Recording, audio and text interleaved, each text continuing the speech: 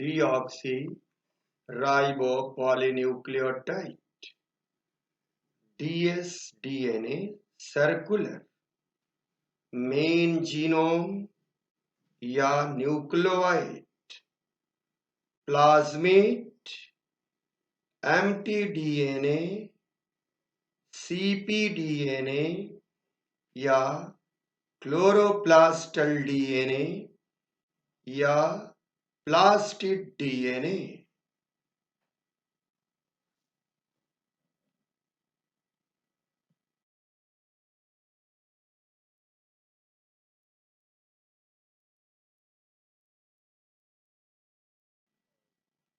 Hello guys, today our topic like circular DNA।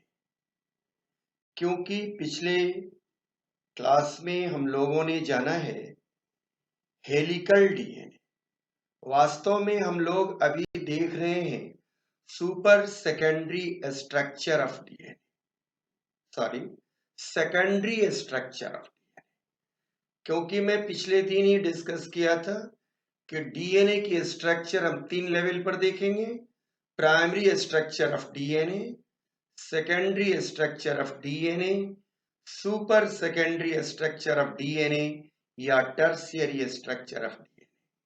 इसी कड़ी में पिछले दिन हम लोगों ने सेकेंडरी स्ट्रक्चर ऑफ डीएनए जाना था और उसमें हम लोगों ने हेलिकल डीएनए जाना था, और आज का टॉपिक है डीएस सर्कुलर डीएनए। तो एक बात यहां हम लोग समझ लें कि डीएस सर्कुलर डीएनए वास्तव में प्रोकैरियोटिक ऑर्गेनिज्म में पाए जाते हैं, बैक्टीरियल सेल में पाए जाते हैं, लेकिन यूकैरियोटिक सेल के माइटोकॉन्ड्रिया और क्लोरोप्लास्ट में भी पाए जाने वाले डीएनए डबल स्ट्रैंडेड सर्कुलर होते हैं। तो हम लोग चले शुरू करते हैं।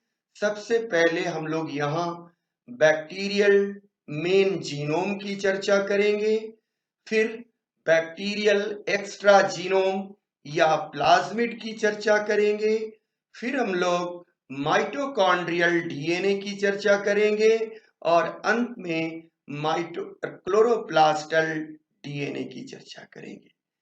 आज की हमारी यही टॉपिक है।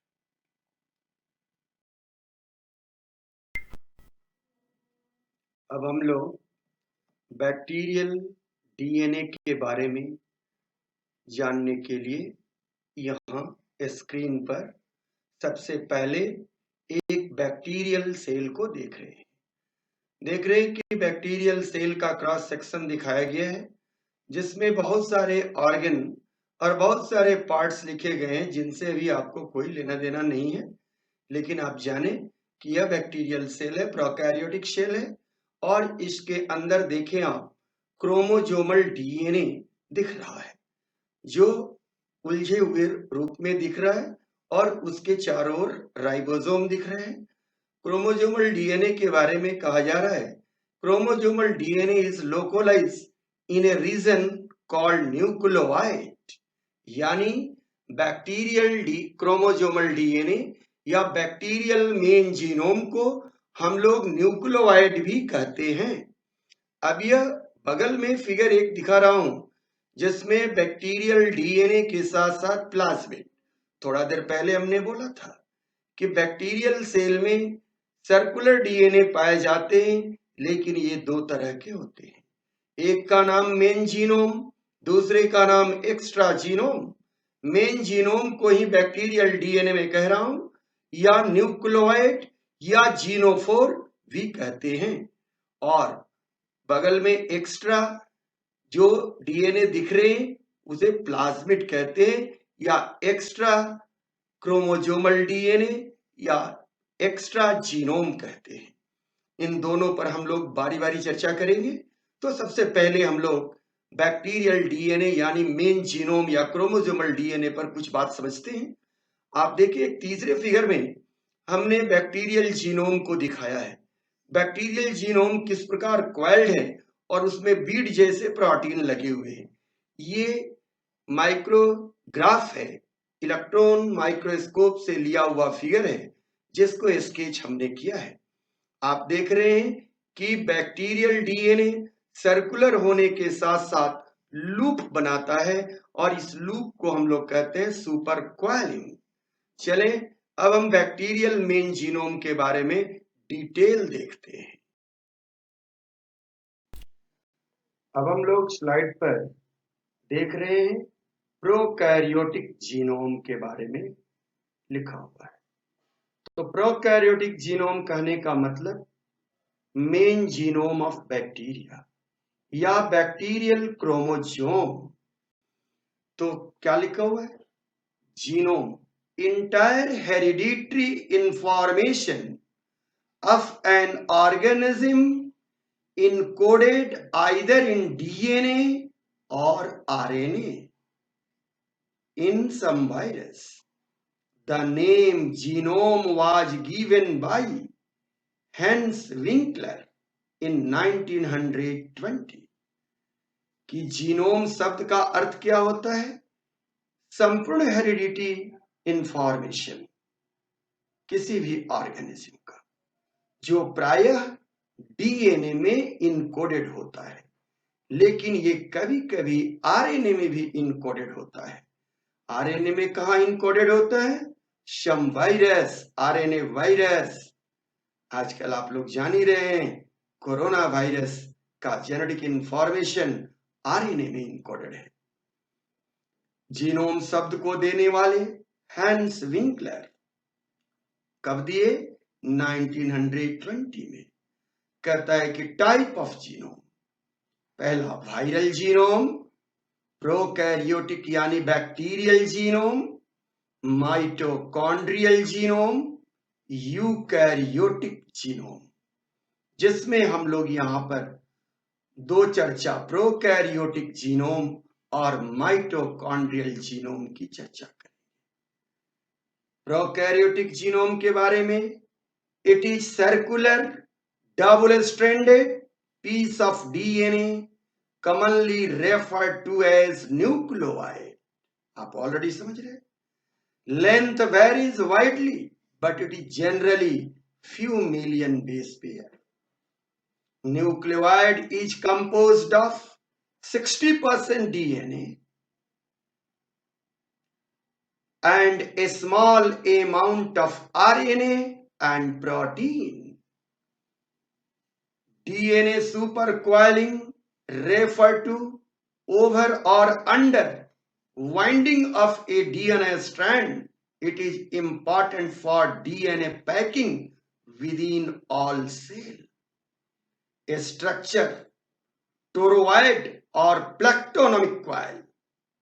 In prokaryote, plectonomic supercoil are predominant because of circular DNA and a small amount of genetic material. कहता है कि प्रोकैरियोट में जो जीनोम है, जो डीएस सर्कुलर डीएनए है, वो छोटा है लेकिन सेल के आकार से बड़ा है, तो उसको पैक होना होगा, क्वाइल्ड होना होगा। तो इस क्वाइलिंग को हम लोग कहते हैं सुपर सेकेंडरी, सेकेंडरी नहीं सुपर सेकेंडरी, जिसे हम लोग टर्शियरी भी कहते हैं। अब ये क्वाइलिंग कैसी क्वाइलिंग है? प्लेक्टोनेमिक क्वाइलिंग। आप फिगर में देख रहे हैं, इंसेक्ट में हमने एक फिगर दिया है जो बैक्टीरियल जीनोम को दिखा रहा है, और वो बैक्टीरियल जीनोम क्वाइल्ड है, जबकि ऊपर एक बैक्टीरिया में हमने न्यूक्लियर ऑर्गेनाइजेशन को दिखाया है। वहां आप देख रहे हैं बैक्टीरिया का सेल इनवेलप यानी प्लाज्मा मेम्ब्रेन दिख रहा है, और प्लाज्मा मेम्ब्रेन से डीएनए एक पॉइंट पर अटैच है।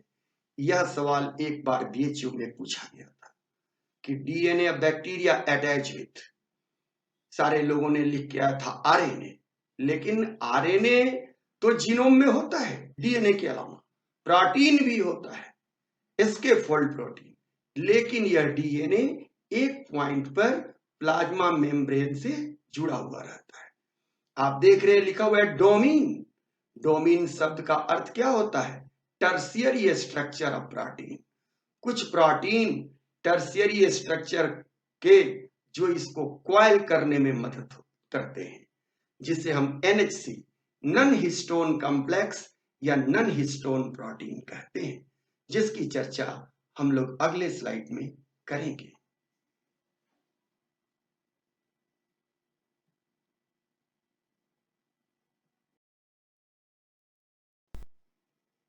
अब हम लोग प्लाज्मिड के बारे में कुछ जानते हैं, क्योंकि अभी थोड़ा देर पहले हमने चर्चा किया था कि बैक्टीरियल सर्कुलर डीएनए दो तरह के होते हैं, एक मेन जीनोम, दूसरा एक्स्ट्रा जीनोम या प्लाज्मिड। तो आप स्क्रीन पर देख रहे हैं प्लाज्मिड के बारे में हमने कुछ इंफॉर्मेशन छोड़ा है। इसमें मैं क्या लिखता हूं, a plasmid is an extra chromosomal DNA molecule separate from the chromosomal DNA, which is capable of replicating independently of the chromosomal DNA. In many cases, it is circular and double-stranded. Plasmid usually occur naturally in bacteria, but are sometimes found in eukaryotic organisms like yeast and other. कहता है कि plasmid क्या है, extra chromosomal DNA molecule है जो कि circular होता है, कभी कभी लीनियर भी होता है। आप जब बैक्टीरिया पढ़ेंगे तो जानेंगे कि यह कब लीनियर हो जाता है। तथा यह ऑटो रिप्लिकेबल है, मतलब स्वतः अपना रिप्लिकेशन कर लेता है, स्वतः अपना नया डीएनए बना लेता है। तथा प्रोकैरियोट में, बैक्टीरिया में तो प्लाज्मिड पाया ही जाता है, कुछ यूकैरियोटिक ऑर्गेनिज्म में भी पाया जाता है जैसे यीस्ट। लेकिन यहां हम प्रोकैरियोट के अंदर प्लाज्मिड की चर्चा कर रहे हैं। प्लाज्मिड जो है काफी पॉपुलर नेम है, 12 में बहुत बार प्लाज्मिड जानना है, इसलिए मैं यहाँ प्लाज्मिड की चर्चा कर रहा हूं। प्लाज्मिड के टाइप बहुत होते हैं, लेकिन मैंने मुख्यतः 3 तरह के प्लाज्मिड को यहाँ चर्चा में लाया है, क्योंकि आप बिगनर हैं, बायोलॉजी स्टार्ट कर रहे हैं। पहला क्या है, एफ फैक्टर या सेक्स फैक्टर या फर्टिलिटी फैक्टर। क्या है, कहते हैं एफ फैक्टर वो है जो कैरीज जीन फॉर सेक्स पिलाई and transfer of the plasmid, partition themselves among daughter cell during cell division similar to bacterial chromosome। कहता है कि F factor fertility factor sex पिलाई के निर्माण के लिए जीन कैरी करता है, और साथ में यह प्लाज्मिड सेक्सुअलिटी में भाग लेता है, एक बैक्टीरिया से दूसरे बैक्टीरिया में ट्रांसपोर्ट होता है। कब होता है, during parasexual reproduction in bacteria, that is called conjugation. खैर मैं फिर आगे बात बोलूंगा। दूसरे प्लाज्मिड आर प्लाज्मिड या एंटीबायोटिक रेसिस्टेंट प्लाज्मिड। कहता है कि medically important, resistant to penicillin, carry gene for the bla operon, resistant to one और सेवरल एंटीबायोटिक्स। कोई भी बैक्टीरिया जानते होंगे आप कि उसको हम लोग एंटीबायोटिक्स के द्वारा मारते हैं। जैसे आप कई बार बीमार हुए होंगे, आपको बुखार हुआ होगा या कोई कफ हुआ होगा या कोई दूसरी फिजियोलॉजिकल डिसऑर्डर जब आपको होता है तो डॉक्टर आपको एंटीबायोटिक प्रिस्क्राइब करता है। क्यों? यह एंटीबायोटिक्स आपके शरीर के अंदर पनपने वाले बैक्टीरिया को मार गिराता है। लेकिन कई बार ऐसा देखा गया है कि आप एंटीबायोटिक्स लेते हैं फिर भी बैक्टीरिया नहीं मर पाता, आप स्वस्थ नहीं हो पाते।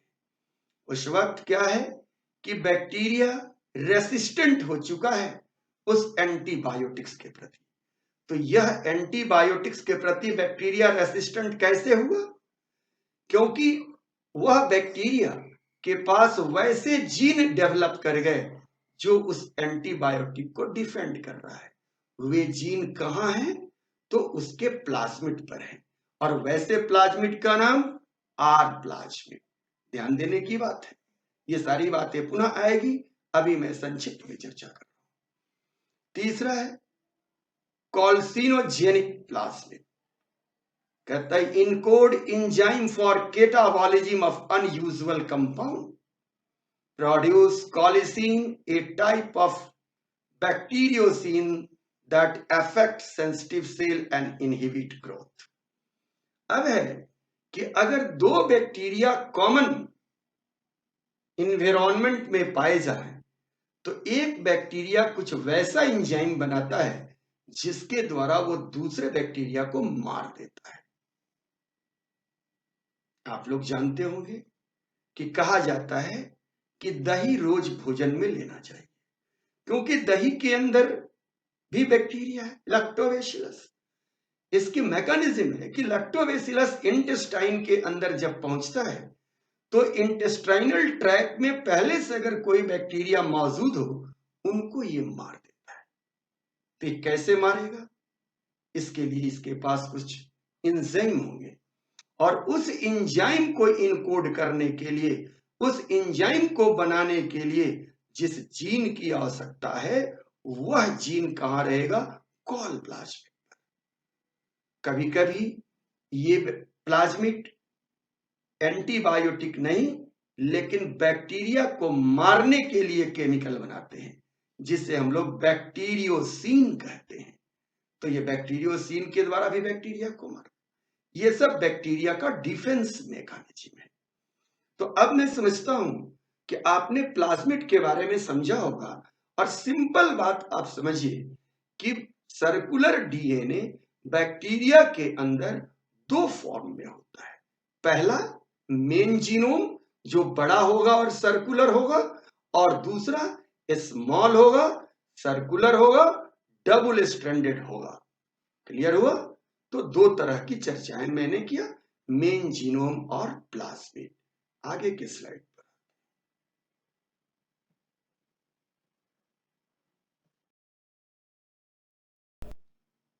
अब हम लोग प्रोकैरियोटिक और यूकैरियोटिक डीएनए के बीच में क्या अंतर है, क्या जीनोम में अंतर है, इस पर थोड़ी सी चर्चा करेंगे। आप फिगर में देख रहे हैं, हमने एक प्रोकैरियोटिक सेल और एक यूकैरियोटिक सेल को लिया है। दोनों में हम दिखा रहे हैं कि कहां पर जेनेटिक मटेरियल या डीएनए होता है। तो देखिए यूकैरियोटिक के अंदर आप देख रहे होंगे वेल डिफाइंड न्यूक्लियस के अंदर डीएनए होता है जो क्रोमोसोम के रूप में पाया जाता है, और न्यूक्लियस न्यूक्लियर मेम्ब्रेन से घिरा रहता है।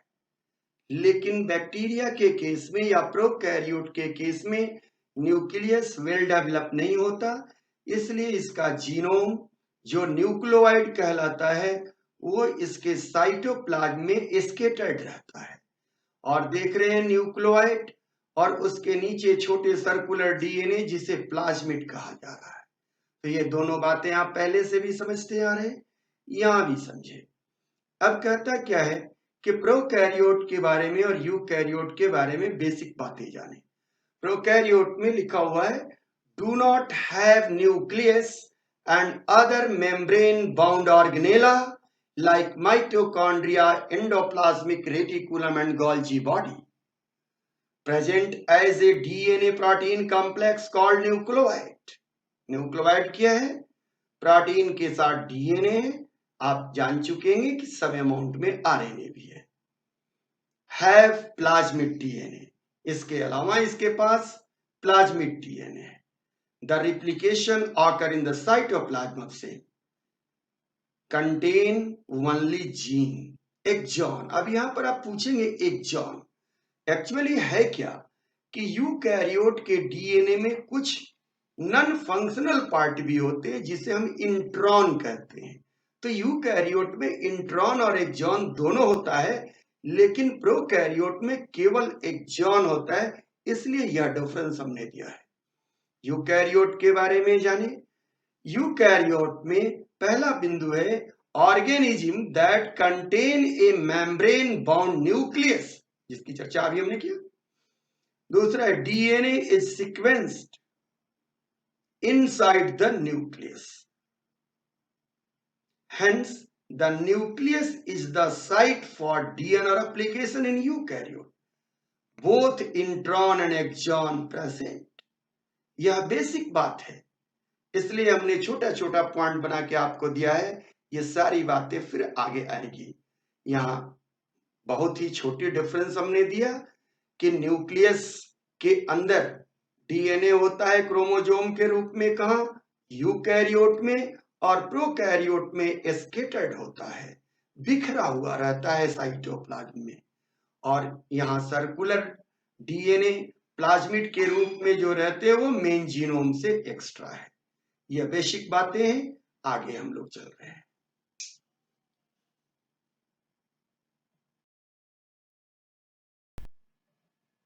अब हम लोग प्रोकैरियोटिक और यूकैरियोटिक डीएनए में डिटेल डिफरेंस देखेंगे, क्योंकि हम लोग प्रोकैरियोटिक जीनोम को आज प्रमुखता से देख रहे हैं, लेकिन हमें यूकैरियोटिक जीनोम भी देखना है आगे, और पीछे भी हमने हेलिकल डीएनए के रूप में देखा है, इसलिए यह डिफरेंस हमारे लिए आवश्यक है। आप देखिए स्क्रीन पर हमने चार्ट दिया है कि prokaryotic DNA versus eukaryotic DNA. Prokaryotic DNA में पहला पॉइंट लिखता हूं, prokaryotic DNA is found in the cytoplasm of prokaryote cell and circular plasmid. Eukaryotic DNA found in the nucleus of the cell, inside the chloroplast and mitochondria। यहां clear कर ले कि prokaryote में दो तरह के डीएनए, भले दोनों सर्कुलर है, लेकिन यूकैरियोट में तीन तरह के हैं। एक न्यूक्लियस के अंदर है जो हेलिकल है, और एक माइटोकॉन्ड्रिया के अंदर और एक क्लोरोप्लास्ट के अंदर है, लेकिन दोनों सर्कुलर है, प्रोकैरियोटिक इन नेचर, प्रोकैरियोट में पाए जाने वाले डीएनए के जैसा है। दूसरा पॉइंट, प्रोकैरियोट में नॉट फाउंड इनसाइड ऑर्गेनेला, कि यहां पर ये डीएनए ऑर्गेनेला के अंदर नहीं पाया जाता। यूकैरियोट में some DNA found inside chloroplast and mitochondria. तीसरा पॉइंट है consist of one copy of the genome, यानी यह बहुत ही मुख्य बात है, बैक्टीरिया या प्रोकैरियोट में प्रायः क्रोमोजोम एक होता है, मेन जीनोम की संख्या एक होती है। यह ऑलरेडी नीट में पूछा हुआ है कि इकोलाई में मेन जीनोम की संख्या कितनी होती है। यूकैरियोट के केस में consist of more than one copy of the genome, एक से ज्यादा कॉपी, दो कॉपी के जीनोम होते हैं, डबल सेट के जीनोम होते हैं। प्रोकैरियोट में contain a small number of gene की संख्या कम होती है। यूकैरियोट में contain a large number of gene. फिर प्रोकैरियोट में आगे लिखते हैं organize into a single chromosome, और यूकैरियोट में organize in many chromosome. Prokaryote के केस में लिखा हुआ है कि not packed in histone.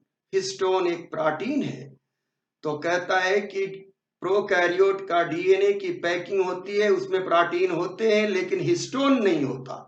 Histone नामक प्रोटीन प्रोकैरियोट में नहीं पाया जाता है। वैसे कुछ प्रोकैरियोट में पाए जाते हैं, जिसका हायर क्लास में डिस्कशन होगा, आर्कियोबैक्टीरिया में पाया जाता है।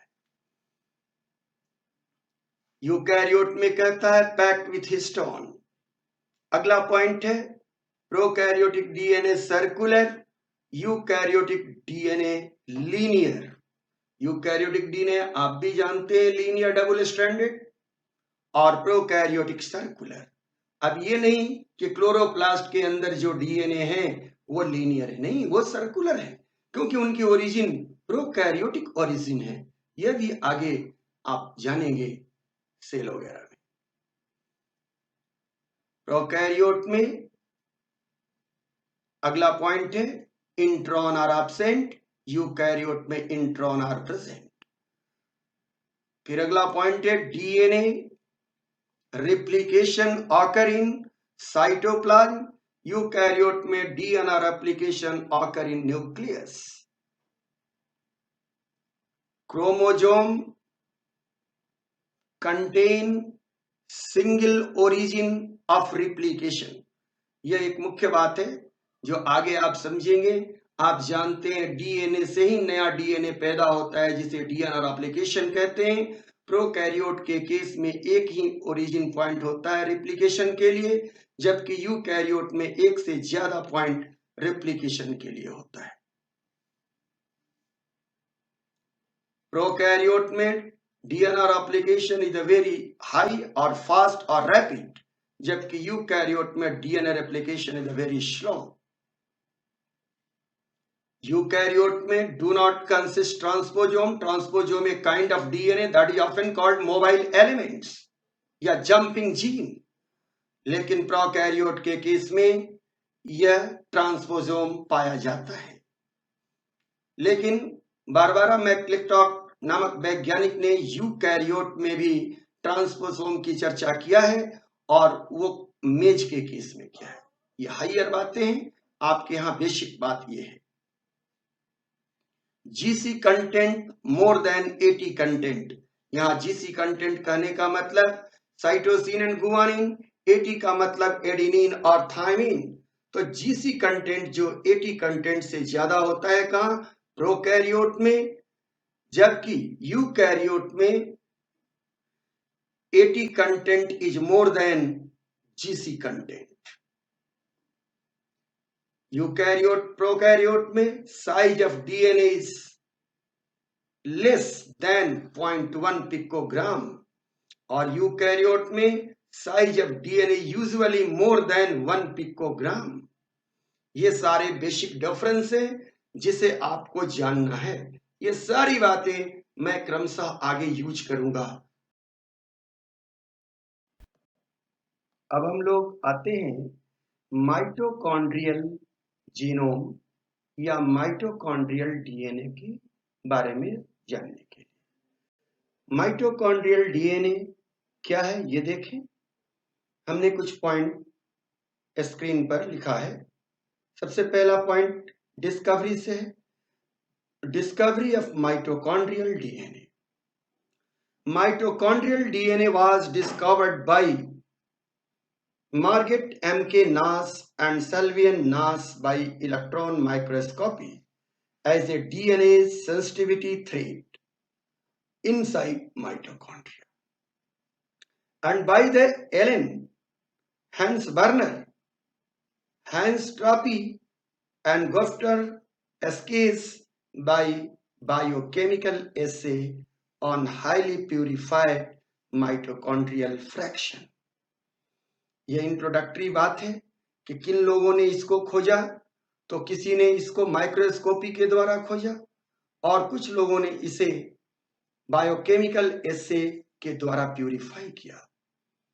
Difference between mitochondrial DNA and nuclear DNA, इस संबंध में क्या है? There are 3 main difference between nuclear and mitochondrial DNA. पहला, mitochondrial DNA is circular, whereas nuclear DNA is linear, but both are double-stranded. दूसरा point, mitochondrial DNA is generally uniparental inherited in most animal, not mussels. Through, for example, mitochondrial DNA is passed from mother to offspring, यानी mitochondrial DNA का हमेशा inheritance mother to offspring होता है, maternal inheritance में भाग लेता है। Genetics की कक्षाओं में, जेनेटिक्स में आप मैटरनल इनहेरिटेंस या यूनिपेरेंटल इनहेरिटेंस या एक्स्ट्रा न्यूक्लियर इनहेरिटेंस के बारे में पढ़ेंगे। यहाँ एक लाइन की बात जाननी है कि न्यूक्लियर डीएनए जो हेलिकल होता है वो बाइपेरेंटल होता है, वो मदर और फादर दोनों से बच्चों में ऑफस्प्रिंग में आता है। लेकिन माइटोकॉन्ड्रियल डीएनए केवल मदर से ही बच्चों में आता है। तीसरा point, nuclear DNA is diploid whereas mitochondrial DNA exists in a state of plovity. Each cell contain numerous mitochondria, hence may mitochondrial DNA molecule and referred as heteroplasmy state. यानी mitochondrial DNA बहुत संख्या में रहेंगे, अत्यधिक रहेंगे, क्योंकि पर cell mitochondria की संख्या वैरी करता रहता है। किसी किसी सेल में 500 माइटोकॉन्ड्रिया होते हैं। अगली बात है structure and composition of the mitochondrial DNA. Mitochondrial DNA is name mtDNA due to its specific location, but there is not any high chemical difference in composition with nuclear DNA. The mitochondrial as well as nuclear DNA constitute of a large chain of nucleotide that composed of a sugar, nitrogenous base and phosphate group. The level of packaging of the mitochondrial chromosome is similar to that nuclear chromosome and also contain some amount of histone. Mitochondrial DNA only has one chromosome and this is organized like a circular genome similar to most prokaryotic DNA. This single chromosome is much shorter and coded for the specific protein which are used in its metabolic process. यहाँ पर structure के बारे में क्या कोई खास बात नहीं कह रहा है। सिंपल बात आप भी जानते हैं कि ये सर्कुलर होगा, डबल स्ट्रैंडेड होगा और प्रोकैरियोटिक डीएनए के जैसा होगा। मैंने फिगर में एक माइटोकॉन्ड्रियल जीनोम को दिखाया है कि वह सर्कुलर है और उस पे विभिन्न प्रकार के जीनोम इनकोडेड है। अब मैं आगे चलता हूं और माइटोकॉन्ड्रिया में यह डीएनए कहां है उसको भी आपको दिखाता हूं।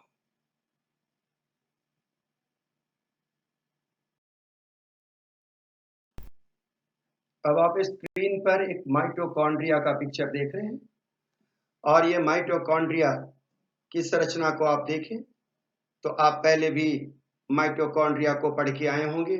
यह चिर परिचित आपकी संरचना है, इसमें कोई नई बात हमें नहीं बतानी है। आप जानते होंगे कि आउटर मेम्ब्रेन क्या है, इनर मेम्ब्रेन क्या है, दोनों के बीच में इनर मेम्ब्रेनल स्पेस क्या है, ये सारी चीजें दिख रहा है। क्रिस्टल मेम्ब्रेन क्या है ये भी दिख रहा है। मैट्रिक ग्रेन्यूल दिख रहे हैं, इसमें राइबोसोम दिख रहे हैं, क्रिस्टी दिख रहे हैं। इसके अलावा इसमें माइटोकॉन्ड्रियल भी डीएनए दिख रहे हैं। तो आप क्या देख रहे हैं कि एक माइटोकॉन्ड्रिया में आपको 3-3 माइटोकॉन्ड्रियल डीएनए दिख रहे हैं। तो आप सोचिए कि जब एक माइटोकॉन्ड्रिया में 3 यहां दिख रहा है तो 3 से ये 10 तक लगभग हो सकता है। तो अगर किसी सेल में अगर 500 माइटोकॉन्ड्रिया हैं तो माइटोकॉन्ड्रियल डीएनए कितना हो सकता है। यही बातें मैं पीछे चर्चा कर रहा था कि इसकी कॉपी बहुत हो सकती है।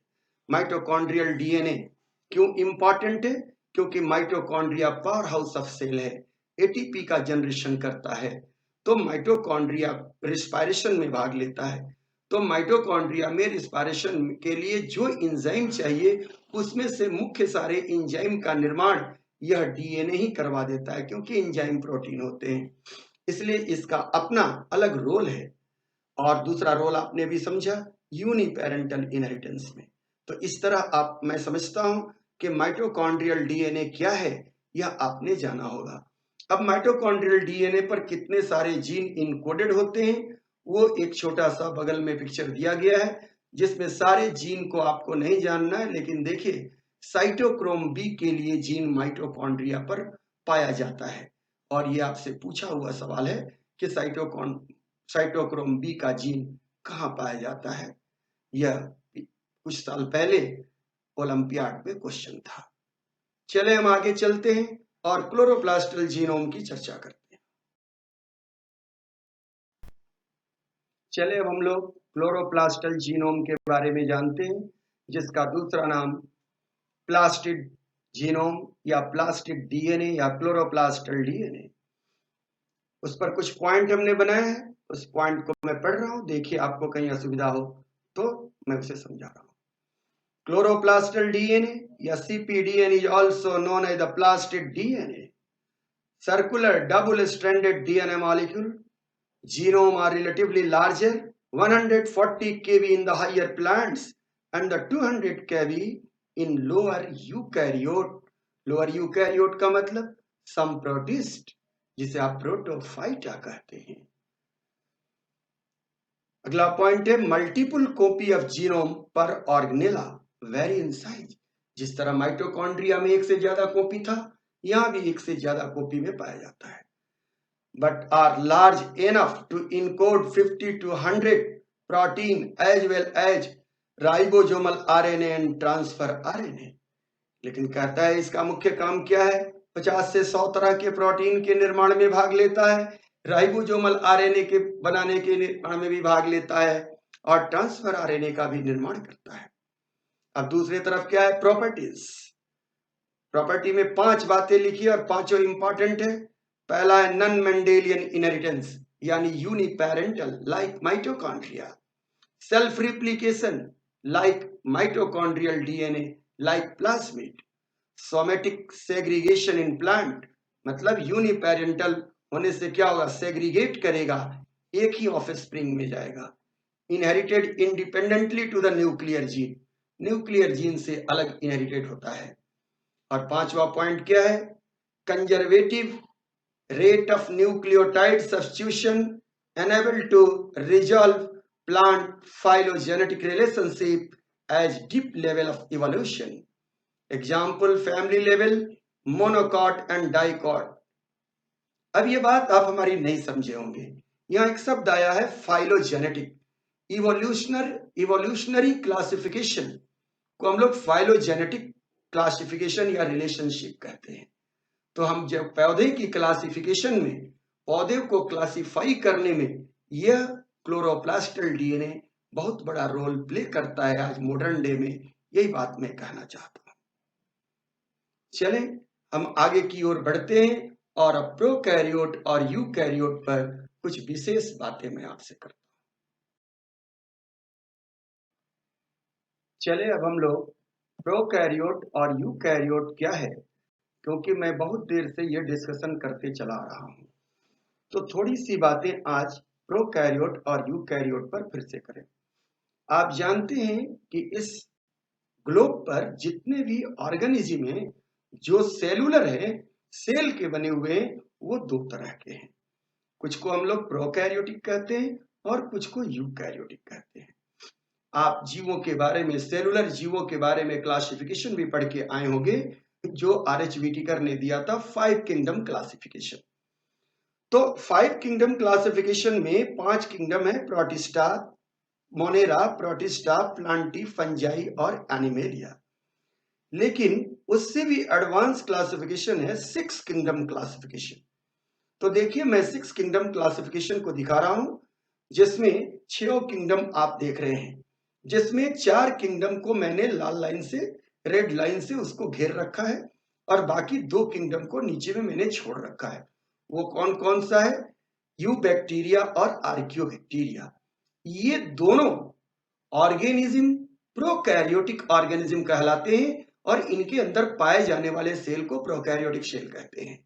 इसलिए इनमें पाए जाने वाले डीएनए प्रोकैरियोटिक डीएनए होंगे। और इसके बाद ये 4 किंगडम, जिसमें प्रोटिस्टा, प्लांटी, एनिमेलिया और फंजाई, जो सब आप जानते हैं, इसके अंदर पाए जाने वाले डीएनए यूकैरियोटिक डीएनए कहलाएंगे। इसी पर हम लोग चर्चा कर रहे हैं। लेकिन आप देखें कि यूकैरियोटिक डीएनए जिनमें पाया जाता है, उनमें प्रोकैरियोटिक नेचर का भी डीएनए पाया जाता है, क्योंकि अभी हम लोगों ने चर्चा किया है क्लोरोप्लास्टल डीएनए और माइटोकॉन्ड्रिया। तो वास्तव में एक बात है कि प्रोकैरियोट और यूकैरियोट में अंतर क्या है, यानी प्रोकैरियोटिक ऑर्गेनिज्म और यूकैरियोटिक ऑर्गेनिज्म में अंतर क्या है। इसकी जरूरत तो यहां नहीं है, लेकिन मैं महसूस कर रहा हूं क्योंकि मुझे आगे बढ़ने में इससे सहूलियत होगी, इसलिए मैं यहाँ पर एक छोटा सा डिस्कशन आपसे कर रहा हूँ। बोर्ड पर मैंने एक डिफरेंस दिया है कि आप याद रखेंगे ताकि मुझे ये आगे काम आएगा। ऐसा इसलिए मैं नहीं यहाँ दे रहा हूँ कि आप ये समझेंगे कि एक ही बात को कई बार बोल रहे हैं, नहीं। इस सब का उद्देश्य है, और क्या उद्देश्य है ये खुद आपको आगे पता चलेगा। प्रोकैरियोट में कुछ पॉइंट बने हैं और यूकैरियोट में पॉइंट बने हैं। मैं उसको पढ़ रहा हूं, देखिए आप स्लाइड पर लिखा हुआ है। प्रोकैरियोट में पहला पॉइंट बनाया मैंने, न्यूक्लियोइड, और यूकैरियोट में न्यूक्लियस। अब इसके नीचे मैं क्या कहता हूं, प्रोकैरियोट में नो मेम्ब्रेन बाउंड ऑर्गेनेला, तो यूकैरियोट में ऑटोमेटिक हो जाएगा सेवरल मेम्ब्रेन बाउंड ऑर्गेनेला। तीसरा पॉइंट कहता हूं कि mainly a single chromosome but some bacteria have two, example vibrio species, comma shaped bacteria. ध्यान देने की बात है। अगला पॉइंट कह रहा हूं, हैप्लोइड जीनोम, पहले भी बोल चुका हूं, वन कॉपी ऑफ जीनोम, जबकि यूकैरियोट में डिप्लॉइड जीनोम, और हाइयर प्लोइड डिप्लॉइड से भी ऊपर हो सकता है, ट्रिप्लोइड, टेट्राप्लोइड, पेंटाप्लोइड। अगला पॉइंट ले रहे हैं, सिंगल डीएनए रेप्लिकेशन ओरिजिन, कि एक ही रिप्लिकेशन के लिए ओरिजिन पॉइंट होगा, जबकि यूकैरियोट में एक से ज्यादा होगा। अगली बात है, नो जीन इंट्रॉन, नहीं, इसके डीएनए में इंट्रॉन नहीं होगा, जबकि यूकैरियोट में इंट्रॉन होगा। पहले भी ये सब बातें आप जाने हैं। अगली बात क्या है, लो आरएनए सेडिमेंटेशन कोफिशिएंट। अब सेडिमेंटेशन कोफिशिएंट क्या है ये तो चर्चा मैं बाद में करूंगा, लेकिन ये आप केवल जान ले, 70s। स्मॉलर राइबोसोमल आरएनए से राइबोसोम का निर्माण होता है। वैक्यूल के चारों तरफ मेम्ब्रेन नहीं होता, जबकि यूकैरियोट में वैक्यूल मेम्ब्रेन बाउंड होता है। प्लाज्मा मेम्ब्रेन पर रिसेप्टर मॉलिक्यूल नहीं होते, जबकि यूकैरियोट में प्लाज्मा मेम्ब्रेन पर रिसेप्टर मॉलिक्यूल होते हैं। कुछ प्लाज्मा मेम्ब्रेन के ऊपर कुछ बैक्टीरिया में शेल वाल होते हैं, शेल वाल से ऊपर ग्लाइकोकैलिक्स का कवर होता है, और वो ग्लाइकोकैलिक्स का कवर कैसा, म्यूसिलेजिनस, चिपचिपा, सीथ के जैसा बना होता है। इस प्रोकैरियोट में माइक्रोट्यूब्यूल्स नहीं पाए जाते, रेयरली। साइटोस्केलेटन नहीं होता, इसमें साइटोप्लाज्मिक स्ट्रीमिंग नहीं होता, लाइसोसोम एंड पेरिऑक्सीजोम इत्यादि नहीं पाए जाते हैं। गैस वैक्यूल पाए जाते हैं, जिससे ये बायोन्सी मेंटेन करता है। मोस्ट ऑफ द प्रोकैरियोट एनएरोब्स होते हैं, जबकि यूकैरियोट एरोबिक होते हैं और फैकल्टेटिव एनएरोब्स होते हैं। सेल का साइज रेंज करता है 0.5 to 100 म्यूएम, जबकि इसके सेल 10 to 150 म्यूएम। इसी तरह अगला पॉइंट है, some bacteria able to do nitrogen fixation, eukaryote में ये क्षमता नहीं है नाइट्रोजन फिक्सेशन का। शॉर्ट सेल साइकिल, ये अपना लाइफ साइकिल, एक बैक्टीरिया दो बैक्टीरिया बना लेता है कितना देर में, 20 to 60 मिनट, जबकि यूकैरियोटिक सेल से एक सेल से दो सेल बनने में 12 से 24 घंटे लगते हैं। Asexual reproduction is the binary fission, may use horizontal gene transfer that is called conjugation या parasexual reproduction, जो कि आगे आप जानेंगे। जबकि यूकैरियोट में पारासेक्सुअल रिप्रोडक्शन नहीं, सेक्सुअल रिप्रोडक्शन होता है, और बाइनरी फिजन नहीं, माइटोसिस होता है, और ये कंजुगेशन नहीं करते हैं। तो ये सारी बातें हमने नटसेल में यहाँ ये बताई। हमें कोई जरूरी नहीं है यहाँ बताना, लेकिन आपकी नॉलेज इंप्रूव हो कि प्रोकैरियोट, यूकैरियोट, हम तो डीएनए की चर्चा कर रहे हैं, लेकिन आप एक बार जान लें कि प्रोकैरियोट और यूकैरियोट क्या है, क्योंकि मेरे साथ जब आगे बढ़ना है तो आगे और सारी बात मैं कहूंगा। चले अगली स्लाइड की ओर चले।